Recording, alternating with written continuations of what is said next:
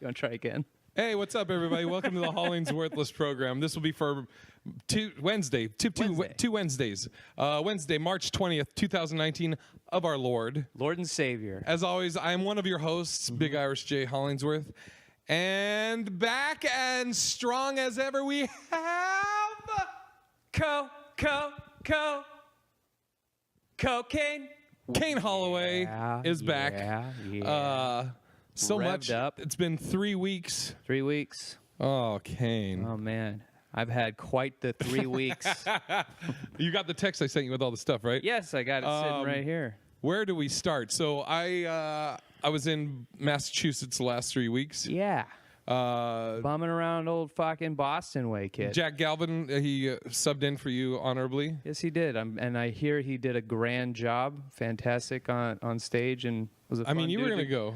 Fun dude to go on the road with. Remember you were going to go? I was going to go. Remember you canceled it? Yeah, I canceled it. Why'd you cancel it? Oh, because I had other work that I thought was going to catapult me in some direction. Do you want to talk about it? Yeah. How'd that go?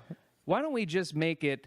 I'm gonna put my worthless of the week. I'm gonna make it worthless of the month. Oh, I'm gonna make it a worthless. I'm gonna put like a quick. This rule only applies if it's something that really irritates you. Are we having a new category? New category. I'm bringing in.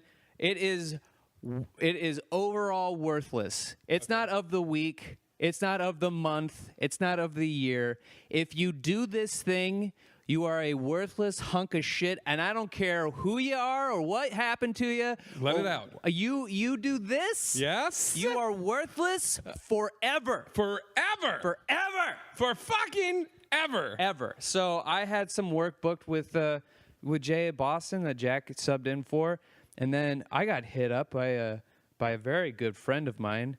And he said, "Hey, I'll get you in at this club." Yeah. And it was going to pay more money. Pay more money.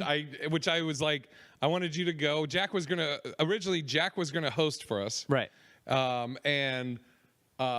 was sad that you weren't going, but yes, I love trips to Boston. As comics, we know it's like you're like, I get it. It's more money. More money. It's and it's a new club you're getting in. Yeah, it's less time on the road, which can give you fatigue after a while, but more money, and you get into a new club. So I'm gonna do that instead. And I've been the guy that booked me. I've been working for him, writing for him, doing all kinds of stuff for him. Right. All kinds of stuff. Right. For this motherfucker. And let me just say, he has also done things that are very nice. He gave me the TV that's mounted on my wall. Very nice. He was like, I was doing some work for him, and he said, "Want my TV?" And I said, "I won't say no." Yeah. I'm like, "You sure? Do you want any money for it?" He said yes and no to the other ones. Yeah. And then, so what? So he's done nice things for me. This is shit. So he decides out of nowhere to he tells me, "Don't do any more work." Okay. Don't do any more work, even though there was a pre-talked about this is a set number of hours you work per the week because you need to pay your bills because we're not all millionaires. We don't all make shitloads of money. Right. And so this guy who lives in his own fucking financial bubble, I don't know if he thinks everybody's... I don't know if he thinks, like, all right, when something bad happens to me, it happens to everybody, so everybody can understand it. And then when something good happens to me, it all happens to everybody. And now that I'm a millionaire, isn't the whole world up to where I am financially? Obviously, because he wouldn't have done this horse shit. So he just ghosts me for a while.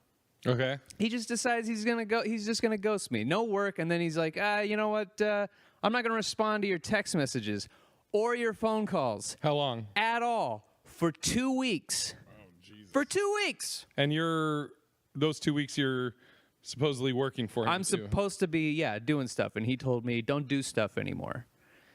And I've been trying to get this guy to do all kinds of shit. He's like, can you write me some punchlines? Yeah, sure, I can write you some punchlines. Here's some punchlines.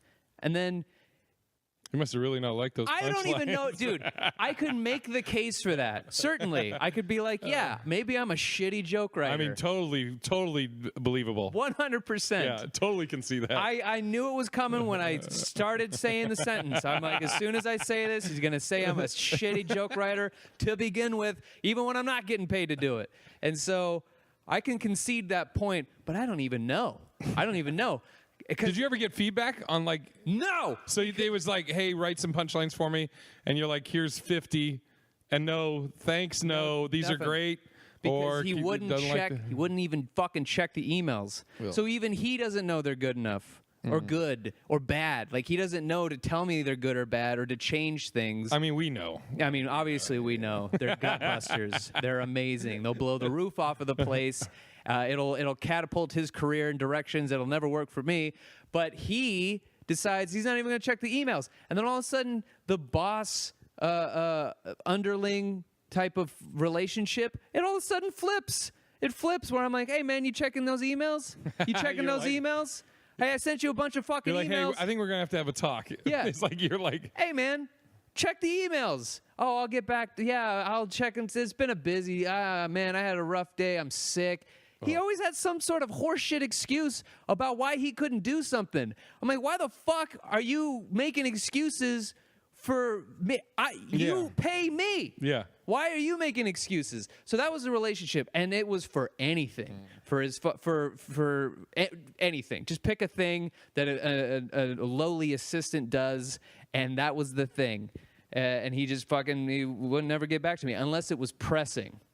Unless it was like, hey man, if you don't do this now, oh Jesus, if you don't and do that's this, the worst. Yeah, if you don't do this right now, his fucking dude, his car got either stolen or towed, and I'm like, I don't see the car anywhere where it's usually parked, and he goes, can you call the police? Sure, I guess so. It's your car. Right. I'm just letting you know it's gone. So I call the cops, and I'm like, hey, this car is either stolen. I just need to check to see if it's either been stolen, if I need to report it stolen or it's already been towed. So they go, can I have what the make, model, and license plate numbers are? Sure, here's all that information. And they go, who are you? And I tell them my name, and I tell them whose name it's under. And they're like, well, we can't give you any information because you're not the guy, which I completely understand. Yeah. So I tell the guy, and the guy goes, okay. And then like 3 weeks later, the guy's lady is asking me where the fucking car is. And I'm like, I don't know. Great question. I'm not allowed to know. As per the cops. Right. They told me I can't know shit. He's supposed to do the legwork. And even you can't know shit. Because it's his fucking car. It's under his name. Jesus Christ. Do one fucking thing. That's all I ask. Keep it light. Keep it light. Do one thing. Just do one thing. So whatever. I've been frustrated, and I'm realizing that the career move that I made is just like every career move I've ever made. Well, also, you still haven't even got to about your great weekend. Oh yeah. So I'm supposed to do Looney's Comedy Corner in fucking Colorado Springs, Colorado. And I even have, Jay, you don't know this, but we got fans out there. Did What? you know that? We. Are you sure it's not just you? No, it's listeners of said show. What? Who were like, oh, Cocaine's coming to Colorado Springs? He's going to drive an hour with his lady. This one listener. This one guy. I'm driving an hour. What's his name? Let's with give him a shout out. That was a long. Jeez. I'm gonna say. Oh my god. I'm gonna say Alex. It's not Alex. It's not Alex. It's something. Anyway, so definitely Alex and his girl Alex were also gonna come. Two Alexes coming together. Yeah. They were gonna come out, and then I had to make a Damn thing it. because what had happened was You canceled your weekend, your weeks in Boston. Yeah, I canceled my weeks in Boston, which is my favorite place in the whole wide world, like one of my 3 favorite cities, and I'm going to be with Jay, and we might have done some fun, cool shit. Oh, definitely. Because every time we go, we do fun, cool shit, and so I go. He tells me no work, So I clarified just to double check. Hey man, am I doing Colorado Springs with you? And he doesn't get back to me.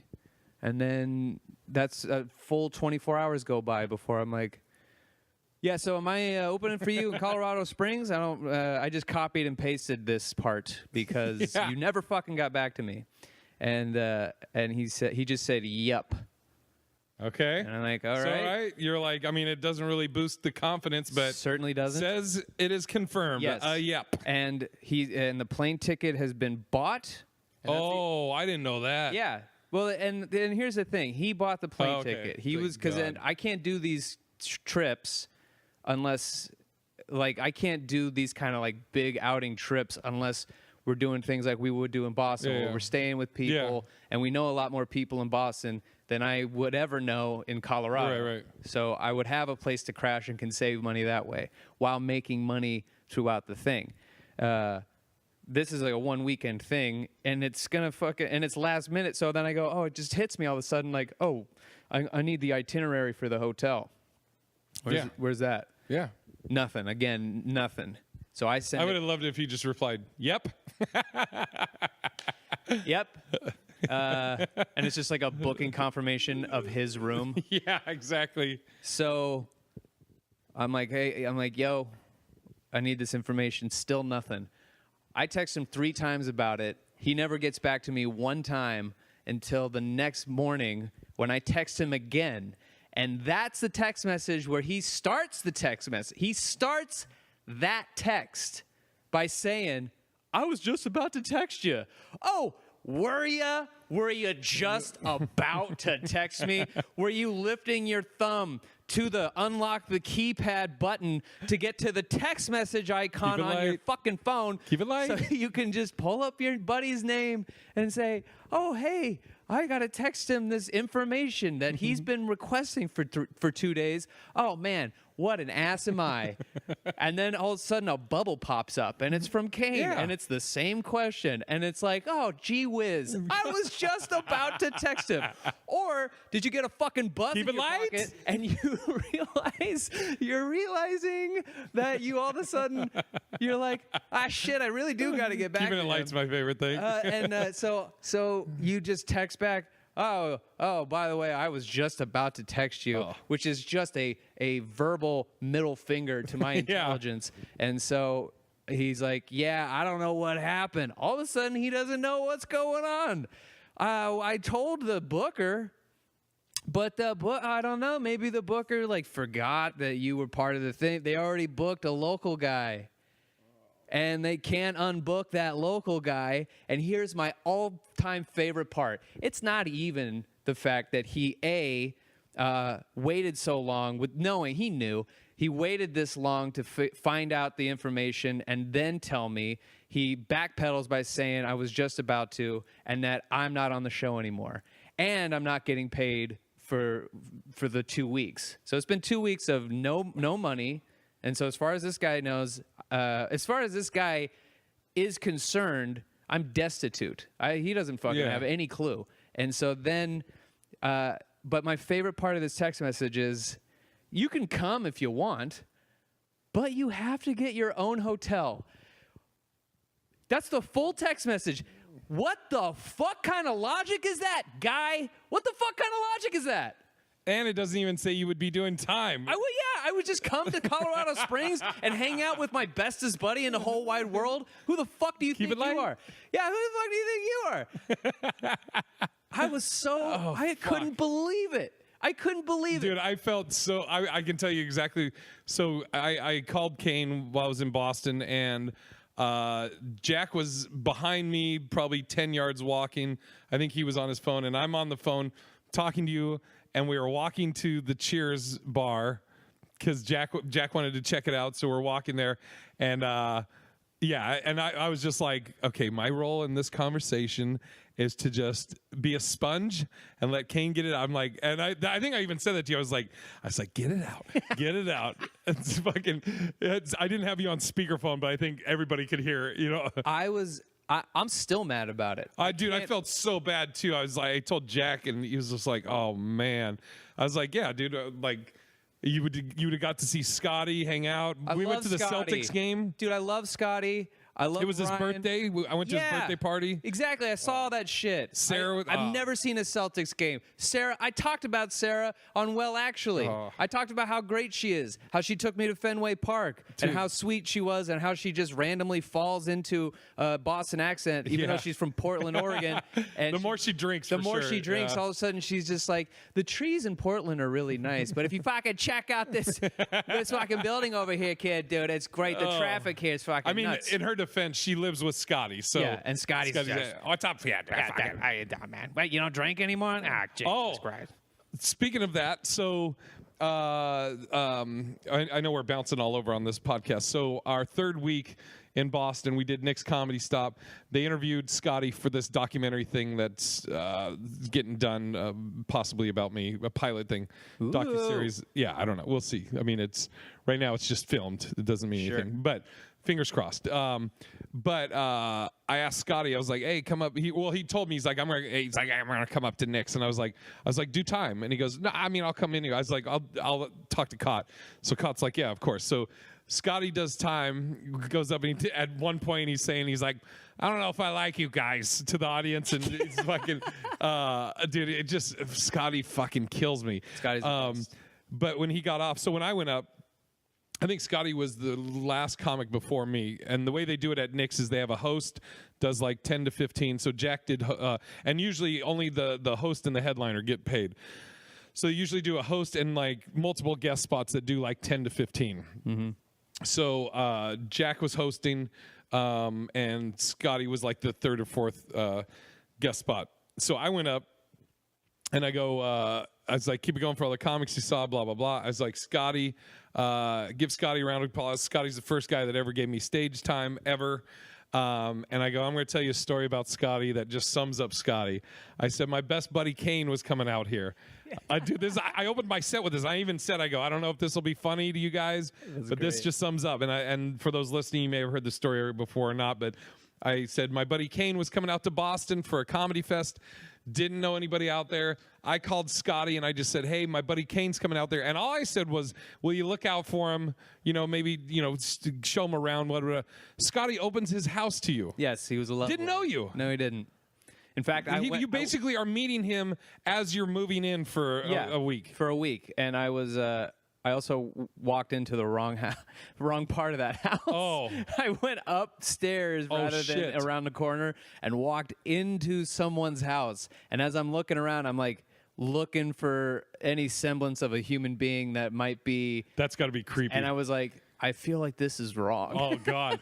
Yeah, so the story is, but just as a preface, that gives you the idea of what kind of person Scotty is. He's the greatest dude. I don't think there's anybody that has ever said a bad word about Scotty. Mm-mm. He's the best. So Kane comes out to Boston, and this is back when Kane was drinking, and this is how I tell the story. I was like, my buddy Kane comes out to Boston. Scotty takes him out. They go drinking. And Kane orders, he goes, yeah, can I get a Jameson neat? And Scotty's response was, neat? What the fuck is neat? And Kane responded, well, like with no ice. Mm-hmm. And Scotty's response was, you mean a shot, you queer? And the whole audience loved it. Ah, keep it. Dude, That's yours. Well, it's your story. Keep it. I just told it about Scotty because I wanted him. And, and it was one of those deals where you're like, let's see if this works. But it did. That's how pompous I am. Keep a really funny story. That happened to me. Go ahead, keep it. But that's how pompous I am, where I'm like, I just tell you what bits to keep. Oh. Why don't you shut up, Kane? Anyway, so, yeah, that's the kind of environment I got to miss out on. And it's my favorite place to be, even when I'm not drinking. Scotty and Sarah and you, and when we went out with Alfred, I mean, it was all a blast. Like when we went and saw the Red Sox play the Devil Rays or the Rays or whatever they're called now. The seats were fucking beautiful. How do we get those seats? I don't know. You just I can't fit in the seats. And I'm sitting there with my big button. I still have them in my jacket. Dude. My big button, my first time button at the thing. It's sitting in my jacket right now. And then Alfred yelled at the pitching manager that's out in the dugout. The pitching. It was a perfect day too for the game. Yeah, it was cold as fuck, but it was still sunny and beautiful. And he's just like the pitching dude in the back where all the fucking pitchers warm up. He's throwing balls to kids on their birthday, and I'm sitting there, a 30-year-old man. It's not even my birthday, and I'm just like, they're like, come on, and I'm all nervous, and Alfred's like, give my friend a ball. It's like the only thing that he's clinging to life for. And the guy just goes, Jesus, and throws it to him. So I got a ball, and like I keep all that stuff on me because I love it. Jay fucking, because he knew I was having a hard time, he got me this coin because he knew it was it's a beautiful minted Boston Red Sox. It came out of it. Oh, nice. And it's going to chill in my pocket every day. It's fucking beautiful. That's pretty dope. And that's what I missed out on. Some fucking camaraderie. Oh, yeah. And all that shit. And I got to sit and try and get some lowly douchebag. He's a fucking douche. Like, he's such a douche now. And before, he went from guy I know to friend to essentially almost business partners, because that's what we're like working towards. He wanted to start a whole new show. Writing partner. We were going to start this whole new one-man thing that was, or it was like a two-man thing that might have gone on tour. And he didn't want to do any lick of work, and that made me fucking resent the position I was put in, which was bugging a guy who hired me. And I'm like, what the fuck? So I got the feeling I'm going to get fired. Yeah. I just have it in my bones that he's firing me. So I'm like, I'm going to go job hunting. And thank God you started doing the legwork. I just was like, I'm going job hunting now because I want out, especially if this is how he's going to treat me. I want out. Fuck it. And I found something, and then I'm just still waiting for him. I'm still waiting for him. I'm like, you got to call me. You got to hit me up. But I'm so fucking mad. I am so mad at the Colorado Springs thing.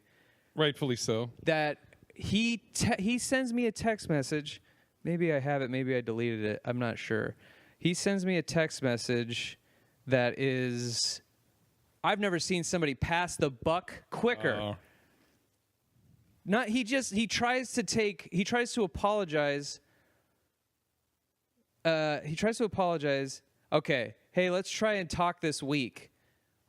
Before that. So he tells me that I don't know what happened, but you're not booked. You can still come out and hang out if you want, but you got to get your own.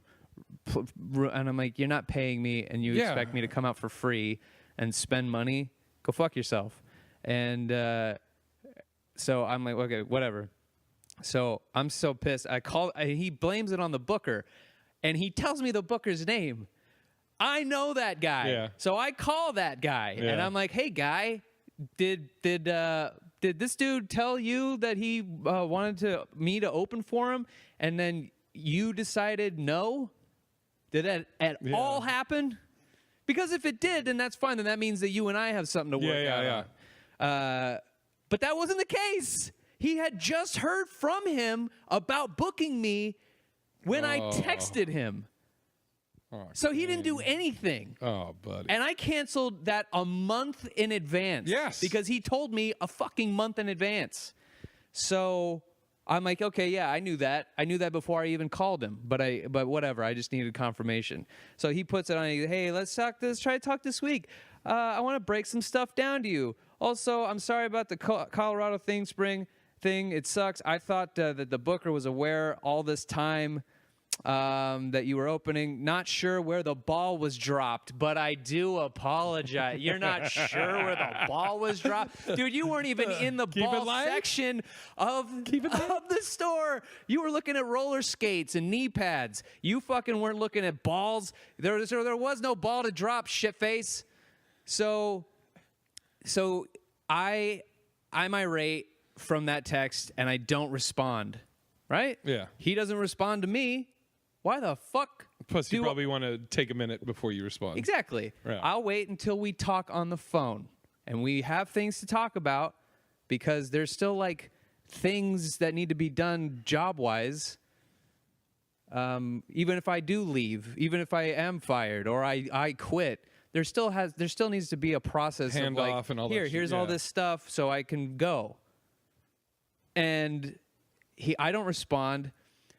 So he does the weekend, whatever. Monday rolls around, and I text him, we gotta talk. Are you gonna call me? No response the entire goddamn day. Again. I'm like, hey, I just write yo. That's the only part of the yo. Yeah. And he texts back, yeah, I wanted to I shot you a text like 5 days ago about talking, and I was breaking stuff down, but you didn't text or call me back. Let me preemptively tell you, keep it light, because I feel a scream coming on. You didn't text or call me back. I'll call you tomorrow. I did reach out to you like 5 days ago to talk about all this and hadn't heard a word until today.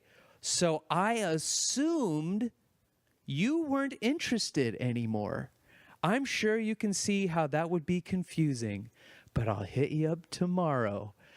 What would be confusing? What would be confusing? I don't text you back, so you jump all the way to I quit without verbal confirmation? Keep it light. Without verbal confirmation? You just assume... You're not keeping it light? I feel like Chris Penn in Reservoir Dogs when he sees Mr. Blonde has been shot to death and Mr. Orange's story just doesn't add up, and he's just like, he's just gonna decide out of the fucking blue to rip us off? Why don't you tell me what really happened? That's what I feel like right now. He's Mr. Orange and I'm fucking nice guy Eddie, and I'm like, you gotta be fucking kidding me. So I'm like, and we're already texting. We're in the midst, we're in the throes of texting. Why can't we talk now? I respond. Let's talk right now. Call me. Right now. Right. He doesn't respond to it. So the next day, I have to go, when are you calling? I give him a deadline. When are you fucking calling me today? So we can talk, you piece of shit. And he doesn't respond to that. And then, the afternoon, he finally gets back to me and says, 4. Okay, fine. All right, 4. we got 4 on the books. We can talk on the phone. Because if you're going to fire me, at least show me that a modicum of respect to call a person that you consider a friend.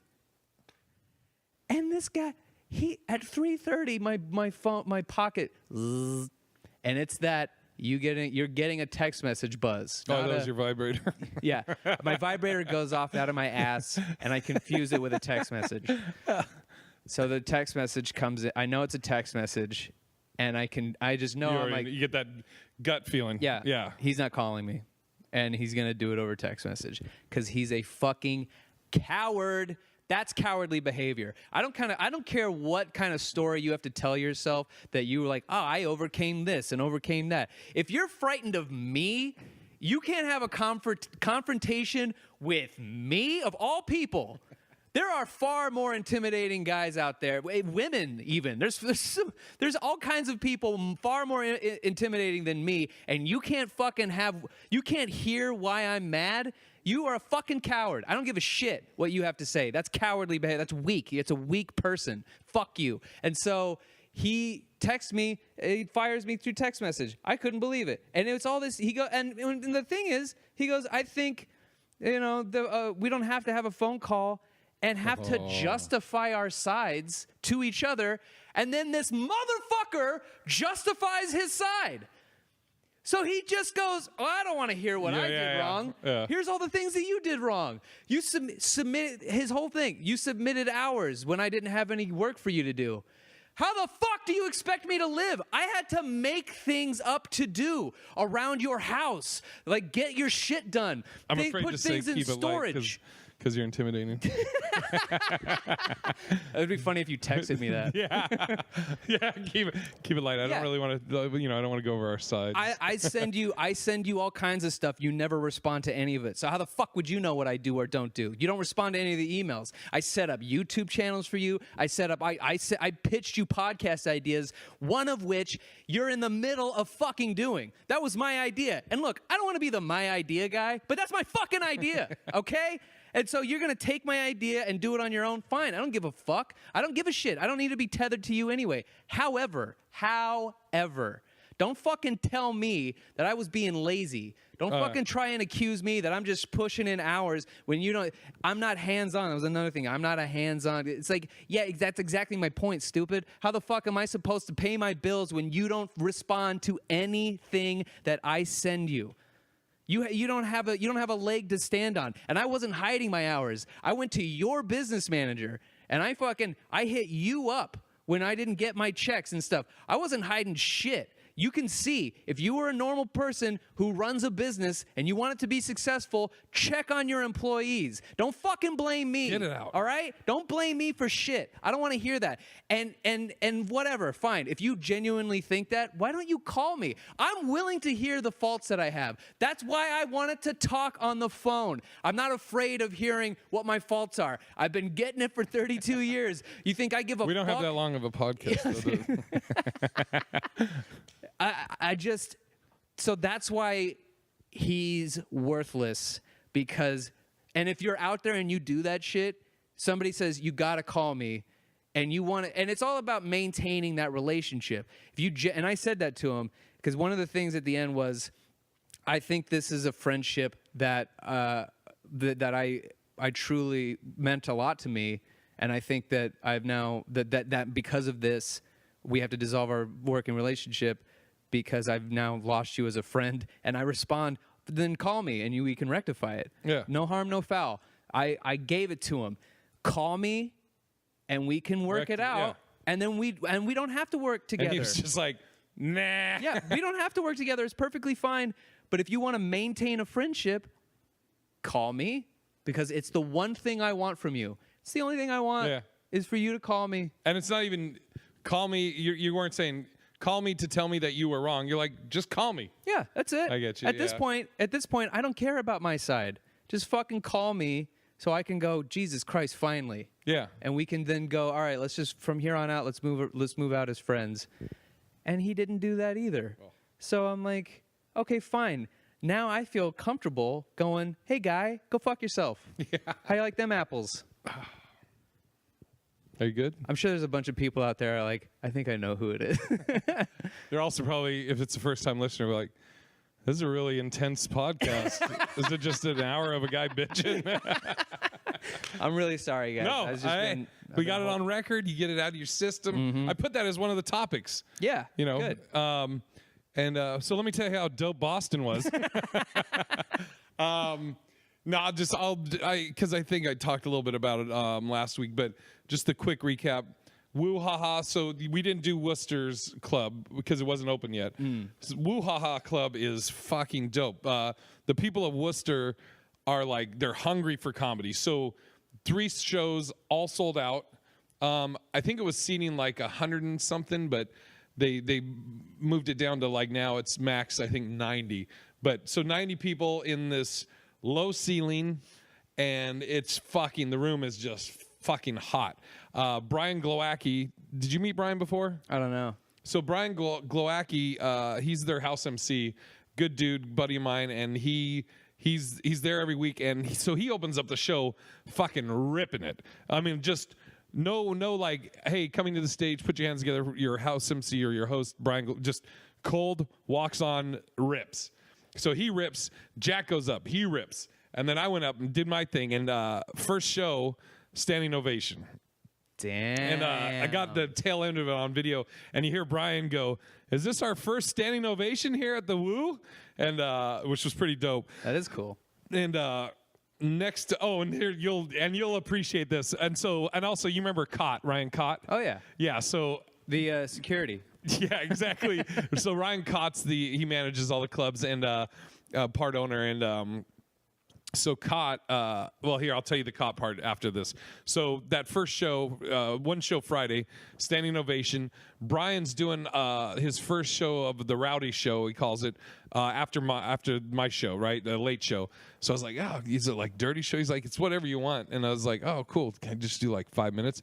He goes, sure. Half of the audience probably stayed from the first show. People got my shirts and everything. So I'm like, oh, I'll just do all dirty stuff that I didn't do in the hour, right? I went up and they fucking, I give it like going from a standing ovation to then that set was probably a 5. And I literally in the middle of this 5-minute set, I go, so glad I stuck around for this. But I mean, that's so comedy. Oh, yeah. You know, like you're, don't get fucking comfortable. So the next day, Ryan, he mentions the standing ovation. He's like, yeah, so a fucking standing ovation, huh? He's like, Jesus Christ. He's like, how long are we going to wait till you fucking threw that in my face? You know, because Ryan's a big... dude, I told Ryan this, and I truly believe it. He's probably one of the funniest people I know in comedy that has no desire to do stand-up, doesn't do stand-up. He's just a shit talker, funny as fuck. Doesn't make any sense to me. Yeah, and so he was like... How long are you going to fucking wait to throw that? He's like, Jesus, I got that text, and I was like, oh, fuck, great. I'm never going to hear the end of this. And then I told him the story of the show afterwards, and he was like, oh, I am so happy. He goes, that makes it all worth it. We went to the Celtics game. Jack obviously is there, and then Hillary from Broken Drift Productions, part of the Big Pine Comedy Festival, she was in town, and Cott. So all 4 of us go to the game, right?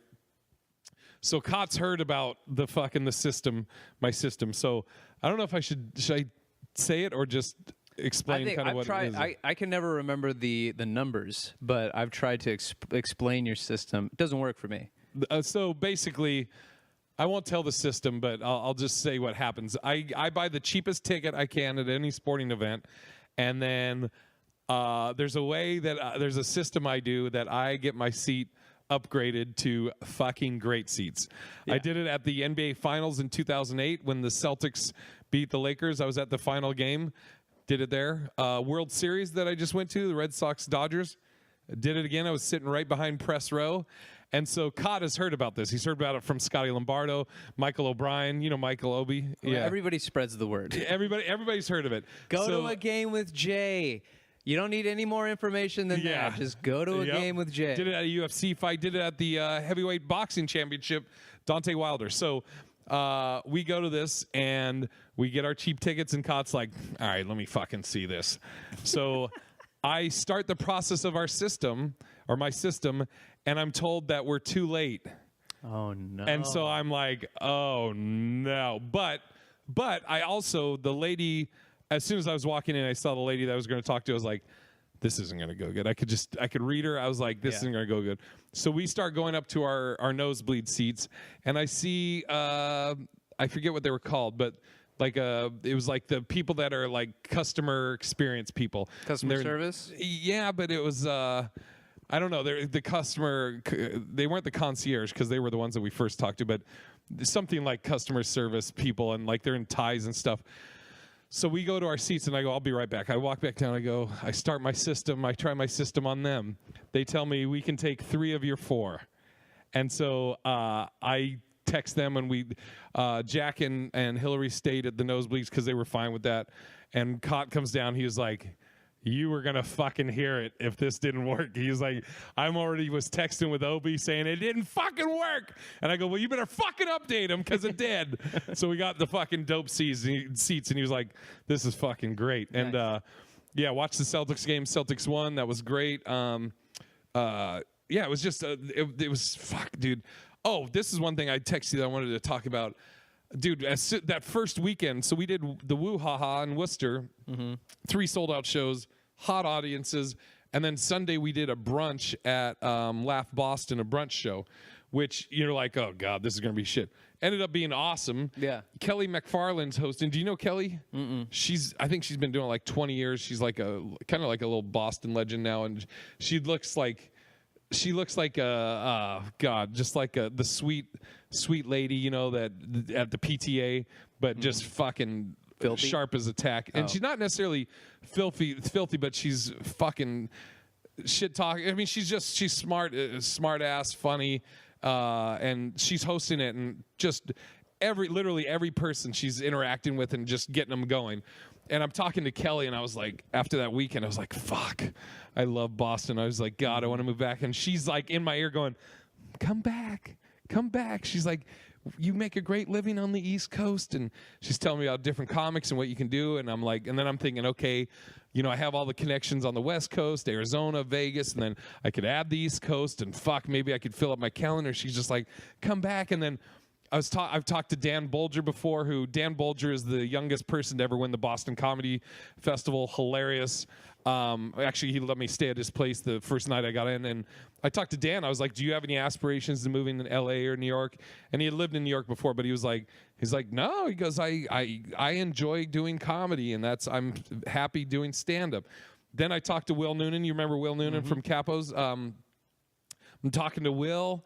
And he's like, I'm Buddhist now, and he's like, this is the happiest I've been. I get like some acting stuff here, and he's like, and I'm like, fuck. And I was thinking about it. I'm like, okay, well, what the fuck do I want? Like, it's like the vibe I'm getting from them is they are enjoying doing stand-up. Yeah, I was at Dave Neal's brunch show. Yes. In Hollywood. St. Patty's Day. St. Patty's Day. Everyone's drinking green mimosas, and I went up and did all of my I'm sober material, which went over great, and standing ovation. And and I was talking out with another comic. I'm not sure if he wants me to say his name for this kind of thing, but you know him, and he was on the show, and he was like, I'm like, hey, how's the road treating you? Because he's been on the road a lot more now, and he's like, I love it. And then all that talk I had before, where it's like, yeah, LA sucks, but this is where things are happening. And he's usually the guy that's like, no, LA doesn't care about you. Move somewhere else. And he's sitting there going like, I'm tired of not feeling like a comic, which is what LA does to you. And I haven't heard him say that yet. I've been here for years. And every time I talk to him, he's like, LA doesn't care. You got to grind it out. And it's the first time I ever heard him actually go, yeah, I'm tired of it. Yeah. And dude, and then I just was thinking about, I mean, part of it too is like, I was thinking like, you don't have to be in LA to get discovered anymore. Like Ryan, I think his name's Ryan Davis. I don't think he's from LA, but he like Instagram person. I look at what Kev's done.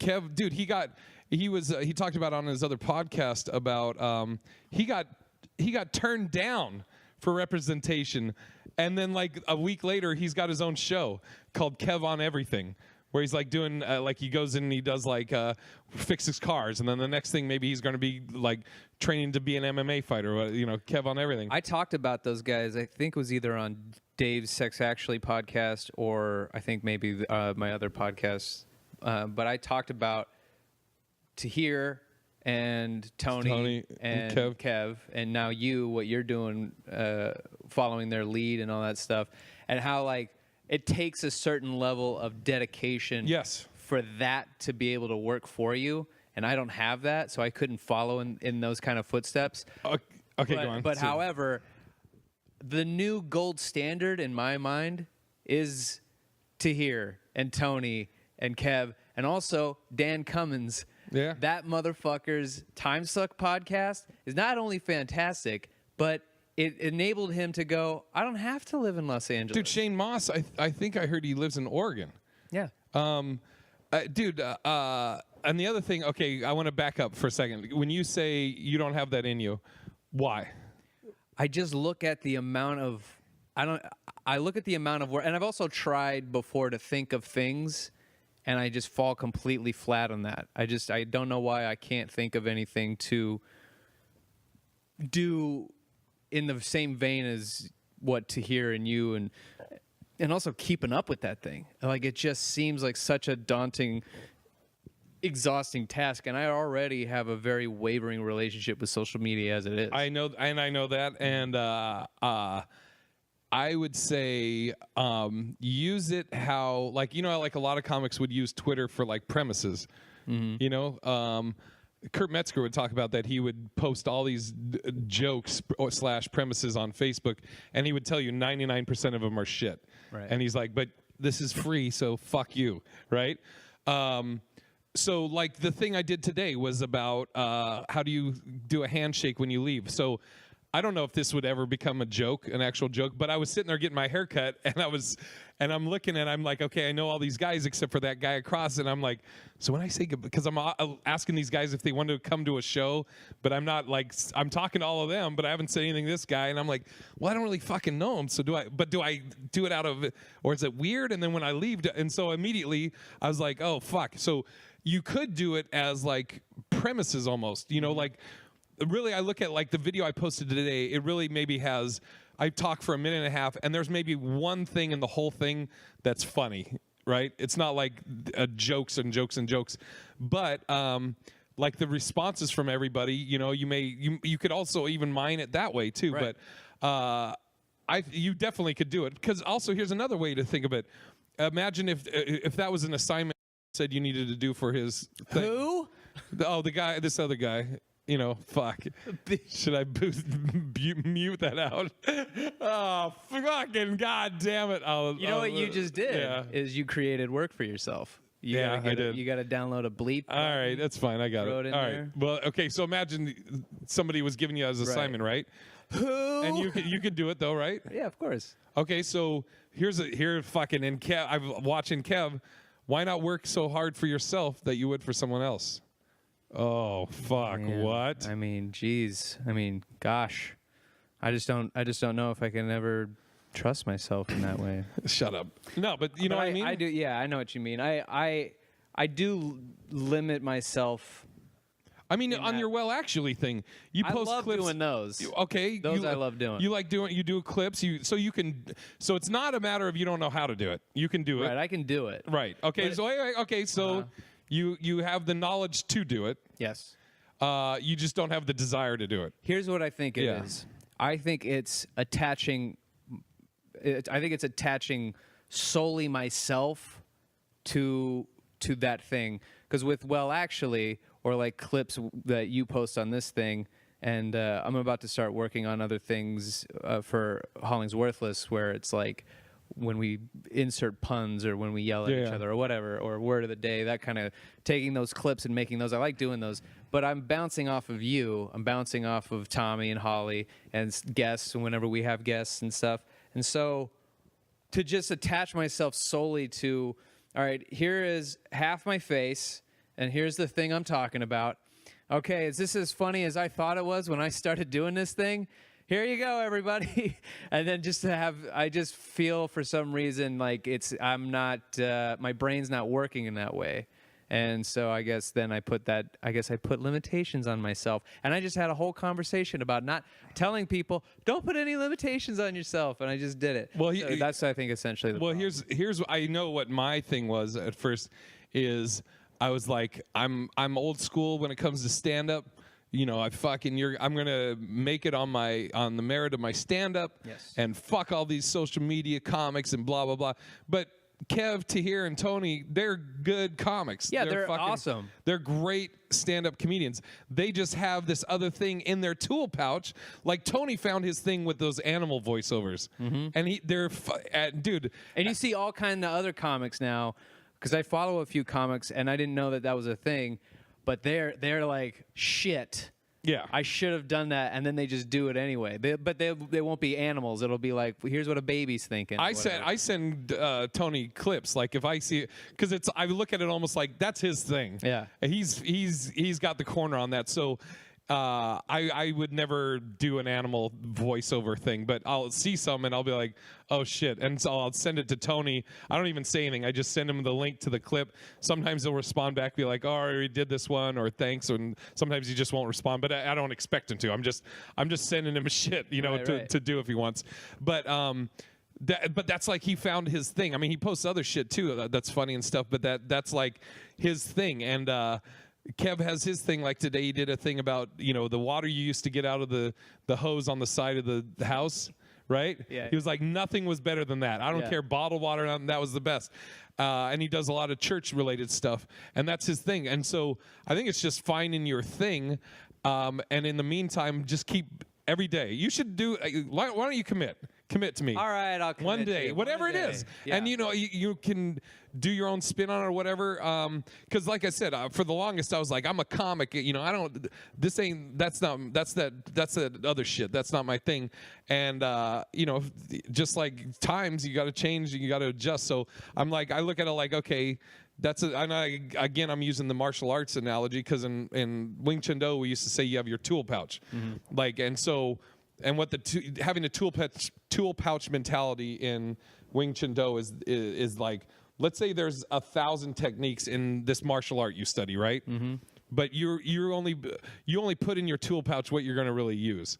So like as a carpenter, if a carpenter's going to build a house, he puts his main tools in his tool pouch. He doesn't put a 2x4 in his tool pouch. Right. He puts he's got the tape measure and this and that. So I look at it like stand-up or comedy has all these different things that you can put in your tool pouch. You have comedic acting, you have improv. And so I look at it like this is just another thing I got to put in my tool pouch, the social media game. Mm-hmm. I mean, fuck, Trevor Wallace did a video about earpods, and I think he's gained like 60,000 followers. The thing went viral. Yeah. And I mean, mine's obviously on a lower scale, but since January, I've added 1,000 followers. Yeah. I've watched your following grow, and your also like your videos every day, and it's people look forward to the worthless of the week. So did you see I retweeted that one girl? No, I didn't. A girl sent me, she's like, here's a worthless of the week. And I'm like, this is all I've ever wanted, is other people to start sending their worthless of the week. Yeah. It was like her math, it was a math thing and related to school. And so I retweeted it out. So I want people to like fucking send me she sent me a picture and everything. And I was like, oh, this is great.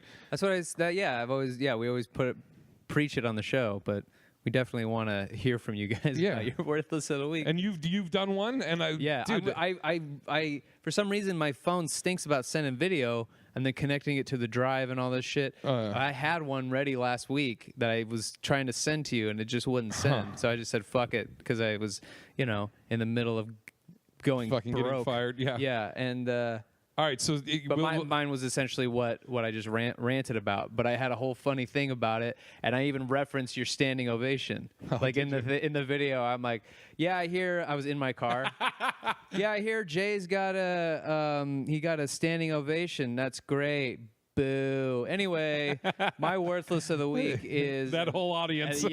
Everybody who fucking liked his shit, but I actually really enjoyed doing that, especially when I have them. I get fired Dude, up. it's fun because you get to vent. And did you see my one about the United States Postal Service? Those fucking idiots. Well, I have a hard time watching. I saw the Postal Service thing, and I just have to say my mom's a postal person, and so you're kind of, you can't say postal person. Hope she wasn't postal persa. Postal purser. Yeah, postal bitch. Oh, Jesus. Deliver my mail, you redheaded motherfucker. Dude, I don't even want to get into it. I already made my post on that.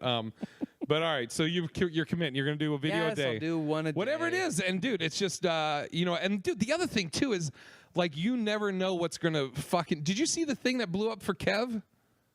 The potato chips thing? No. What happened? Okay, this is fucking crazy. Kev's on tour. I don't know what city they're in. The comedians of social media. Mm-hmm. Him, Tony Baker, Tahir Moore, Doughboy's there. And I think Josh Egan's was there, Aaron, the tour manager. So they're just in the green room of this church or in the back room of this church. And, like sometimes they'll cater it and stuff. So somebody bought a pack of like the multiple chips, the little bags of chips, right? Mm-hmm. So I guess Jason Fredericks, Kevin's brother, grabbed the Fritos first, Frito-Lays. And they were like, Fritos, why would you? And so then they start arguing. This is the Doritos are first, Cheetos second, Doritos Cool Ranch, barbecue, regular Lays, then Fritos last. Then the next person was like, nah, man, fuck that. You go with this. So they all argued it. Kev puts up the video. What's the correct order? That goes viral, like millions of people. Then it gets picked up by the Shade Room, gets picked up by World Star. And then... it's on fucking Good Morning America. What the fuck? And they're all debating what's the chips. So Kev did a video. He goes, chips? He's like, all the content I've put out, all the great videos I've made, all the funny, and what gets on there is chips. He's like, chips. chips. So that's the thing. Is like you never know what could blow up. What's so funny about that is he goes above and beyond Yes. to that thing.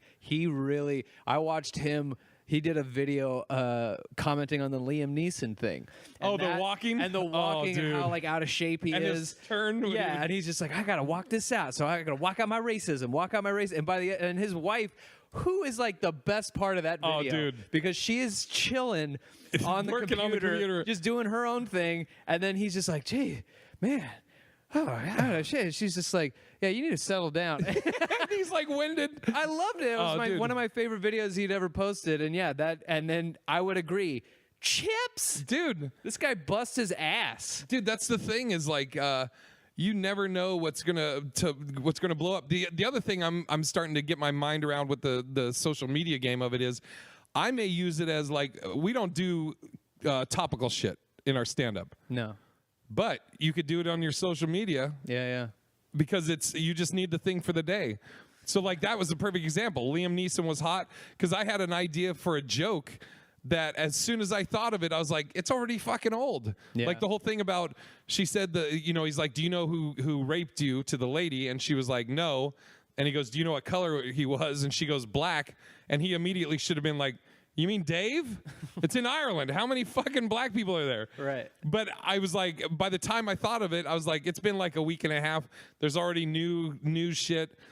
And even if I did it for maybe a week, then I'll be done. That's the But if I did it as like a daily thing, it's perfect. Yeah, that's the thing about big stuff like that, because it's what's interesting about the Liam Neeson thing is that it feels old because it stopped right there. Yeah. Like it just sort of stopped, and whatever needed to be said about the situation had been said. Both sides who were either against him or defending him, Right. Both were true. Both were. One side was trying to say that's racist, and the other side was trying to say that's not racist, and then that's it. It's the end of it. Yeah. And maybe if the guy has another movie come out next year, it'll come back up again, and he has to answer for it, like the Kevin Hart thing, where he's just perpetually being asked the same question over and over again.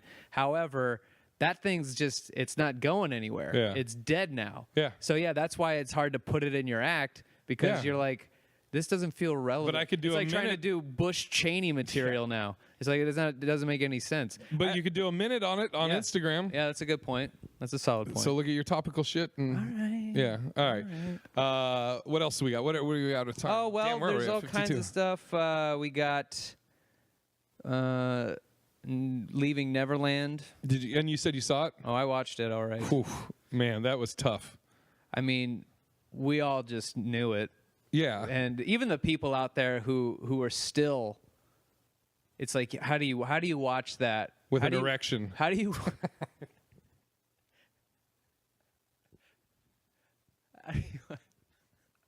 Why would you say that, Kane? How did you? How do I'm you? blacking that part of the video. Yeah, as you should. Yeah. It's just more bleeps every time. So I adjust the video so this is just a giant boner. you just hear it, just me go, oh, so Leaving Neverland. Boop. And that's the show, everybody. Yeah. Yeah. So, I mean, how did people who are out there still defending Michael Jackson? It's like, how do you not look at these guys, see the emotion in their Dude. face? They're not in it for money. And I mean, at one point, the dancer guy, he was suing the estate. But it's like, yeah, that's the least he could get. For The other dude, though, years is of like, trauma. yeah. And I could see where like a diehard fan would go, this guy defends him. A jury of his peers say, no, he's not. He didn't do anything. And here's a kid that Michael mentored who's now an adult and is saying no. And then this kid all of a sudden turns tail and decides to sue the estate after his death. And it's like, but you can now where he's just getting the word out. That's all that is. It has nothing to do with money. How do you now say to yourself, oh no, he's innocent? How do you listen to Man in the Mirror, Human Nature, or any of those songs where it's like love songs about another Your woman? butt is mine. Yeah, your butt is mine.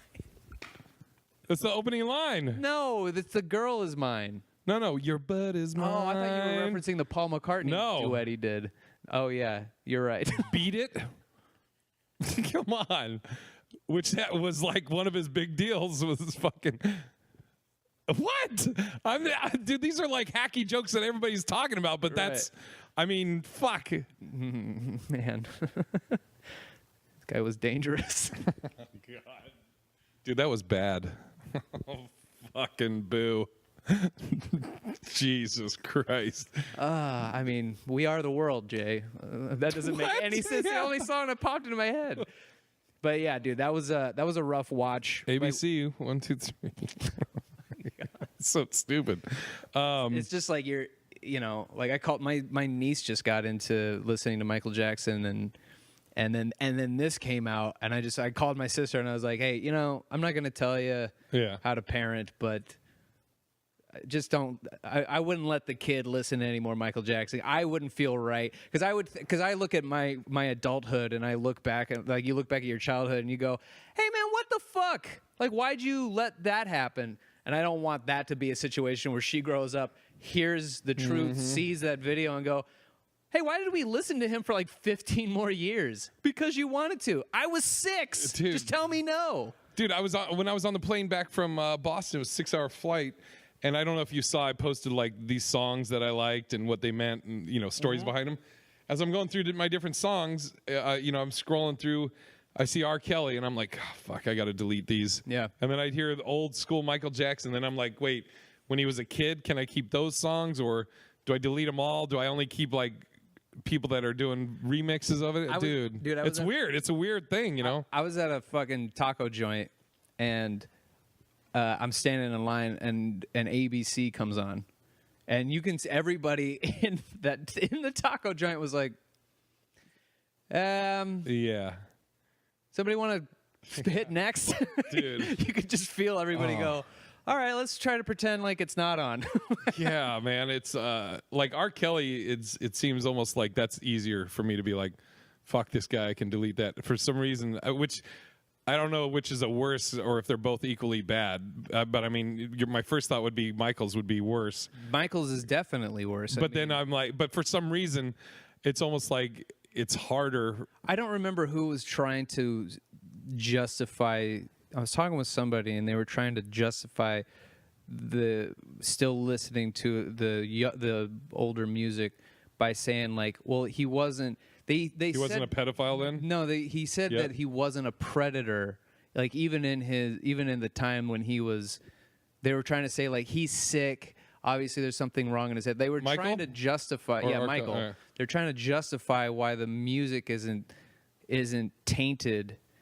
And I'm like, we're in the middle of talking about it. Yeah, like it's tainted. Like you can try and to say like he's not a predator. What a predator does, and you can see it, is try to isolate someone weak to manipulate them. These kids were brainwashed. Yeah, of course they were brainwashed, and of course people are gonna try who probably have never been abused as a child are gonna sit there and go, well, why wouldn't you just say something? It's like, do you remember being a kid when adults look like mountains? Oh yeah. Why would you stand up to that? You're terrified. And then that one person who you idolize says you can't trust your own parents. Yeah, dude. What the fuck are you gonna think? Oh, and those parents. Oh. Yeah, and then you look at those parents and you're like, Jesus Christ. I mean, starved. I mean, I know he's the king of pop, but you're looking at everybody and everybody's saying, everybody in that documentary is like, I don't give a fuck who he is.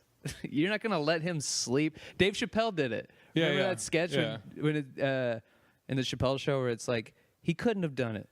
He made Thriller. And they're like, well, Mr. Chappelle, would you let your children sleep in his bed? Fuck no. Yeah, exactly. Oh, fuck, man. Yeah, it's that was a tough watch, man. I couldn't get through I got through part 1 and then Kels was like, all right, you want to watch? And I'm like, I need a break. I can't keep listening to this shit. Let's take a day off. Yeah. And then come back, I guess. Oh.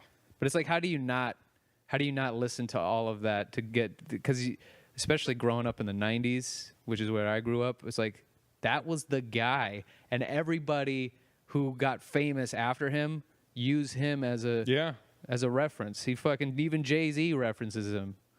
Who's the greatest Michael? Jordan, Jackson. Yeah. He's fucking so it's like, well, let's learn about who he really was. It's insane. It's bad. Yeah. It's what? Oh God. I didn't even mean that. Ugh. We talked about content. Boston Guys is on here. Oh, I talked about that. Just that's the thing about them being just enjoying stand up. And the idea of just fucking, oh man, I seriously was like, oh, how could I do this if I wanted to move back? And, you know, like what's my goal? Like, is it, I mean, I think about when we first start, your goals, you look at people that are like headlining or touring, even if they're just doing B rooms, you're like, wait, you just make money doing stand up? Yeah. And you were like, if I could do that one day, and then you get there and then you're like, all right, now what else do I want? You know, I mean, right. I think it's also that thing of never being happy. Everybody always wants more, you know. Mm-hmm. Yeah, but definitely. I mean, I don't know, dude. It's like Kelly. Before I came in here, Kelly sent me a text. In Boston, they're looking for dudes 6'4" to 6'6", like to play thugs or whatever. I'm going to submit for it. That's and great. if I have to fly out there and do it, whatever. Yeah, I don't know. I mean, I think the goal inevitably is to move.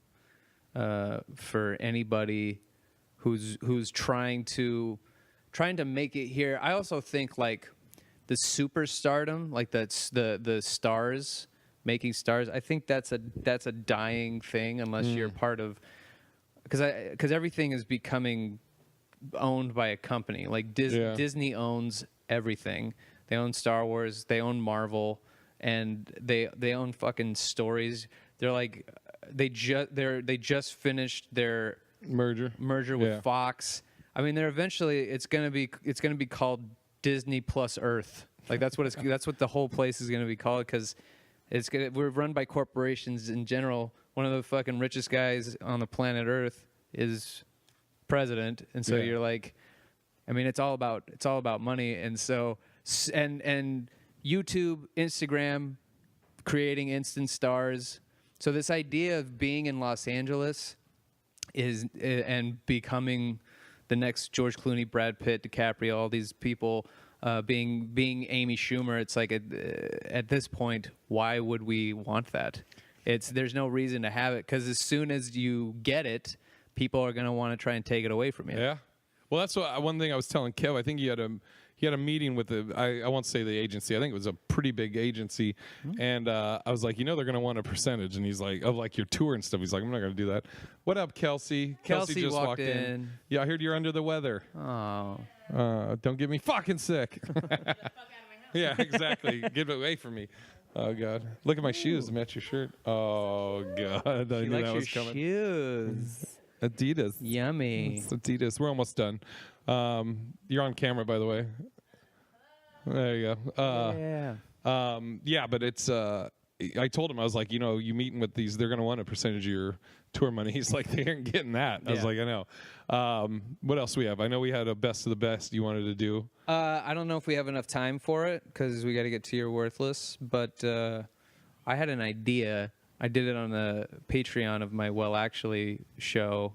What do you think would try and cast superheroes in? I did it for this, and it doesn't have to be specifically Quentin Tarantino, but I tried to cast superheroes in Quentin Tarantino movies, and I put the Justice League in for the Reservoir Dogs. Okay. And I had like this whole story, so I put it to you and the listener, and maybe we do this next week. But what do you think would be a good movie that has nothing to do with superheroes, and then you try and throw, and it could be any superheroes, any team, or just a guy, throw them into a movie, and throw them into. But this isn't a best of the best thing. Yeah, what would be the best version of that? Oh. What do you think would you like to watch? Like if you That's a lot of layers to that. Right, exactly. I had like so much fun doing it. It was fucking great. Let's do it for next week. Yeah, but don't let me forget. I won't. Because we got that's like yeah. You can, and I feel like you could do it really well with Scorsese movies. Oh yeah. Like you could do Goodfellas, and you can Departed. And yeah, or The Departed, and you just make like you make like Nicholson's character He's like Kingpin. So then fucking DiCaprio's character is Matt Murdock. He's the Daredevil. Yeah. And he's like, you know what I mean? Like you just kind of put him in there, and then you try to make the story work in The Departed, but with those characters. All right, what's I got the best version of that? All right. And then what's your worthless? Oh, I said my worthless. That's right. You were worthless of the. That's my tip top. Text people back. Apologize if it's been days. Apologize if it's been days. For real. I'm sorry. Whatever. And then call them back when they want you to call them back. It's ridiculous. Or just stop being friends with them. Just say, like, obviously this doesn't mean anything to me. My worthless. And it's so funny because I was telling Jack I was going to do this, and then it literally happened on the next phone call. Customer service reps, customer service people in general, where you call them or you're face-to-face with them or whatever, and, oh, how can I help you? And you go, my problem is ABC. And they go, oh, yeah, I can't help you with that. And then that's what happens, just dead silence. And you're like, cool. Anyone there that can? And you have to like fucking pulling teeth to get them to go fucking get somebody. Mm-hmm. I had it on a speakerphone. I called, who the fuck did I call where the guy, and she stayed on the phone. Oh, my fucking USPS shit. Dude, I'm on the phone with this guy, and he's like, he basically goes, oh, my system's down. My row, our system's down. So I was on hold for 2 hours, and he goes, to get to one person, hey, yeah, I got a problem. Oh, yeah, you can't tell me. Can you call back? Our row system is down. And I go, okay, when do I call back? He goes, oh, call right back, and you'll get somebody else. And I'm like, you can't just fucking hand it to the person behind you? Right. Jimmy, take this call. And he's like, no, I can't do that. I go, okay, give me a supervisor. Gets a supervisor, fucking tells me everything I need to know, and this fuck stayed on the phone. Because keep in mind, I've been talking to her now 10 minutes after he transferred me, and so I says to her after she helps me, I go, hey, can I just ask you, why were you able to give me all this stuff and this other guy couldn't? And he comes into the line and says something. And he goes, oh, well, you never told me what your issue was. I go, yeah, because you fucking told me to call back, you dumb fuck. Oh, God, it's so fucking aggravating. But I hate it when customer service people, when you go, yeah, I have a problem with this. And they go, oh, yeah, I'm not able to help you with that. And then it's just dead silence. And I'll play fucking poker with them. Mm-hmm. I won't respond. We'll sit here with dead air for 10 minutes until you finally go, are you still there? And I go, oh, yeah. Mm-hmm. So anybody there can help me? You are fucking customer service, right? Can you service the fucking customer? Oh, so aggravating. Nobody gives a shit, too. What I think is hilarious about that is that it's people having to deal with people. And so that's your whole job is customer service. And you're just going to get somebody who's a person who decided today is not my day. And anybody who calls in with any kind of, even though that's their job, that's their whole job, every single person has a day where you call in and they're like, I don't care what your problem is. I'm having a bad day, and they can go fuck themselves. Can I tell you what is oh, God. I've thought about if I should say this or not, but I'm going to fucking say it.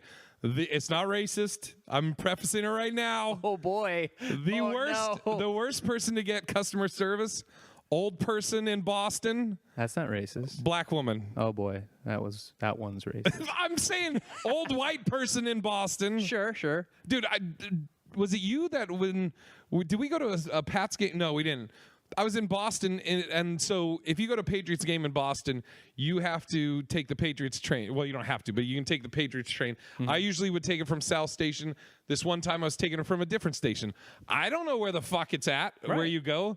So people are I see everybody wearing Patriots gear in a certain area. So I'm just in that area, but there's no line. It's just a fucking mob of people. So what do? There's a guy at the counter.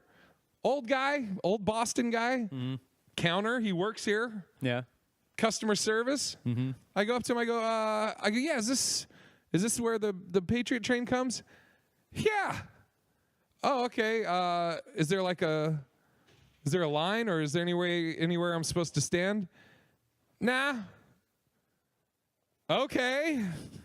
So should I go? I mean, where do I stand? He goes, Yeah, I'll tell you what. He goes, you see that statue over there? I go, yeah. He goes, go stand there. I fucking love this It guy. gets better. This guy's my favorite. And so now I'm like, oh, he's being a smartass. I'll fucking be a smartass. I go, okay. So you know what time the train gets here? He goes, yeah, when it gets here. Motherfucker. Motherfucker. When it gets here, that's the greatest I'm guy like, this in the fucking world. cunt. This guy is my favorite guy. So I walk over to my buddy. He goes, And that doesn't happen to you a lot. oh, This dude, makes he it fucking even got me that sweeter. motherfucker. When it gets here, that is the go fuck yourself Oh, dildo. yeah. Oh, boy. And I was so ready to be like, oh, you want to play this fucking game? All right, buddy. When's it get here? When it gets here, go fuck yourself. You had like this briefcase, and you went dude. click, click, and outpoured a ton of questions, right? You had a briefcase filled with to the brim with questions, and you picked one out, and you went, because I got more in here. Oh, yeah. And he just goes, Yeah, and then slammed it shut Slammed on my your fucking- fingers. and all of a sudden now you can't fucking get it open because you're like, God damn it. Oh, dude, I was so fucking pissed. And yeah, so that's my worthless is fucking customer service people that just don't give a fuck. Like, why are you in customer service? That is the best. Oh. Oh my God. Your worthless is now my worthy. Oh, it's the worthy of the week. When it gets here. All right, do you want to plug your let's plug your recording? Yes, come to, if you're in the Pasadena area, Ice House Comedy Club, 2 shows, 7 o'clock, 9 p.m. It's the last plug you're going to get before the album comes out. And it's actually going to be under 800 Pound Gorilla. And they're going to put it out to SiriusXM and iTunes and Pandora and all that. But tickets are free. There is a link in my bio at Kane Holloway on Instagram. And you can also go to the link Cool Beans Comedy /Kane Holloway. 2 chances to see me and 2 different sets. So if you decide if you decide you want tickets to second show, it's going to be completely different jokes from me. I don't know about anybody else on the lineup, but And I'll plug Wednesday. I'll be at Comedy Union. so tonight. Yes, there you go for the. It's their balling on a budget. Everything's $5, $5 entry, $5 drinks, $5 food. Shows are always packed. I think they always sell out. Tahir Moore hosts it, who's awesome, and I'll be doing Maybe time I on can that. get a set and run my album recording. Yeah, I mean, yeah, and then you could also possibly catch me at Kane's album recording, but we don't know. We don't know. After I canceled fucking work for it. But I called him, or I talked to you to let you know about it. Great. It's not like I So text guess you. we'll see. Maybe I'll be watching it like everyone else. I'm not like in 100% control of the thing, and so Oh. I mean, God, I just wish you knew what it felt like. You know, like when somebody tells you have a gig, right. and then you find out it's canceled after you mean, pass up work. What must that feel like? I just wish you knew how that felt. I know exactly what that feels like. Oh, It's not good. And we can have a connection in that way. Are you gonna go? Oh, the booker. The booker. I mean, I did tell the booker. I know you can maybe. Well, then I guess it's fucking decided then, right? Guess I'll be doing time. All right. Thanks, everybody. Bye.